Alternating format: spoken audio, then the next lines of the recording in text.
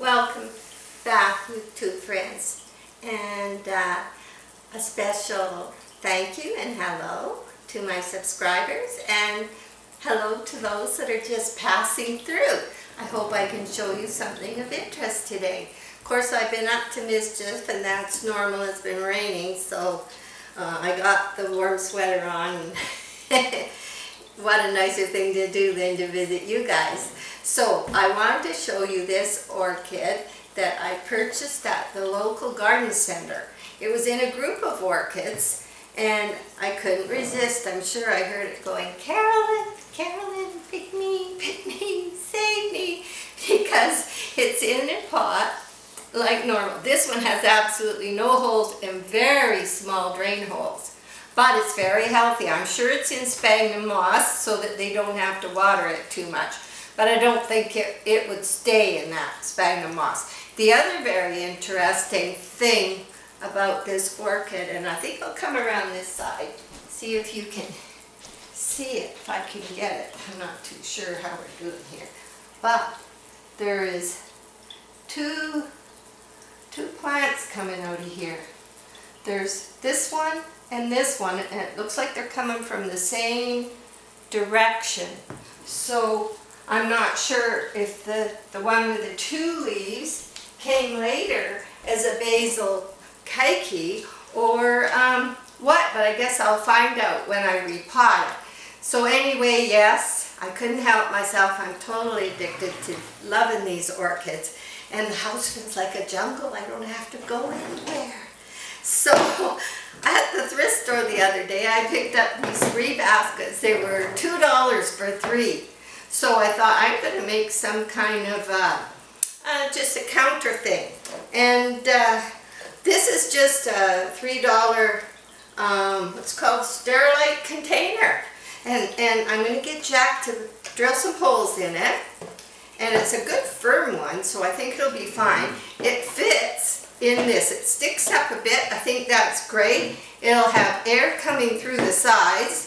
You never know what you can pick up that'll make a nice little attractive display. So this orchid, when it's through blooming, yes, I don't have the heart to do it now. But when it's through blooming, probably when I cut it back to see if I get another one, I'm going to repot it and see what's going on in this pot. So that is definitely on the forefront of what's going to happen. And the other thing that I have done is we were at the thrift store, and the fogging bowl there, the Mr. Bowl, was at the thrift store, and she wanted $12 for it. It was on this stand. The dish sits up here. There's little plug-ins here.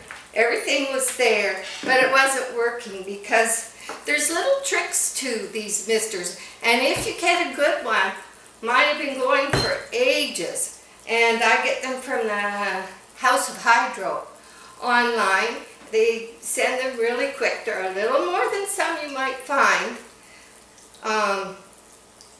They got little descriptions on how to change them and clean them, but I turn them off at supper time every night and turn them on in the morning. So anyway, that was sitting on this. You won't recognize this part. That is staying on the counter. This part you won't recognize next time you see it. It's my art project, and I'm looking forward to doing it. I have a few ideas, and it won't look like this. And so that's the other little bit of mischief. The other thing I wanted to show you was, I forgot to show you my fungus gnat traps. And these are wasp nests they sell all over. They were painted with stripes, and I scratched it all off and washed them because I bought them secondhand.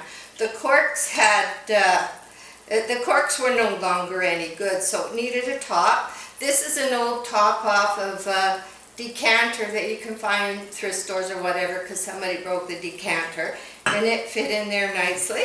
And they're decorative. Besides, you don't have to put just a glass on your counter with saran wrap over, vinegar, and a little bit of dish soap inside. And I add a little bit of fruit peel or something. And this was a tea light holder. It was on a little stand. It was in the thrift store. And it also So keep your eyes open for these. They work great. They're terrific in the fall for fruit flies, and they do catch them, but I don't have any right now. After all the work I did to get rid of them. So you can be decorative with these, and you can hide them in little spots around your plants. But I do not keep these ones here. These are fermenting. Something that's fermenting could make your orchids drop their blooms. So I put them in little spots strategically around the house, and they find them, they can smell them, not to worry about that. But anyway, this was a quick catch-up video, and hope you enjoyed it, and we'll see you again. There's more to come. Bye now.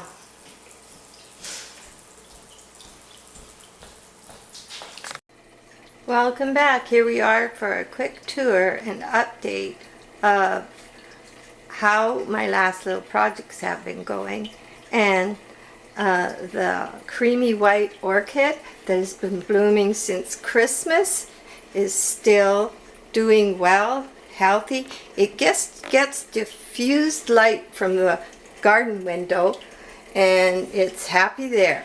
Now here we are at the display I did. Now I put a little air plant on the top, and it looks like it's about to come into bloom, I think. Now I want to get in here and show you. I was being a mother hen with this, and all the roots were hanging with nothing, and I wasn't feeling good. I was watching them every day and misting them, not feeling good. So what I did is I got a net bag that onions come in, put bark in it, and pulled it up so that it was hid behind the decoration here. And then I watered it, and I can see that now things are starting to look a little bit better inside. It just it was just, I think, a little too dry. Although the humidity is staying at 60, 65. It's pouring rain outside there for the wool sweater I'm wearing. And there's the rest of the roots are perking up, so I have some high hopes for it still. I was worried, and I thought I had to make a decision, and that's what I did. I really like having the pot of water under it though, because the humidity has been staying higher than other things, and then I could add some other air plants and different things once I'm sure everything's fine. I was a little concerned about the spots, but I think there's sunspots from water laying on it. I could be wrong. Somebody wants to let me know, but I think so. The new leaf seems fine. And here's another little view of the mister bowls. So that one that we made and this one that we found, they're all helping to add the humidity to the window. And we'll go quickly and look at the other room. Okay, it's pouring rain. You can probably see the rain out there. But I think we got 2 more blooms to open. And it's still beautiful.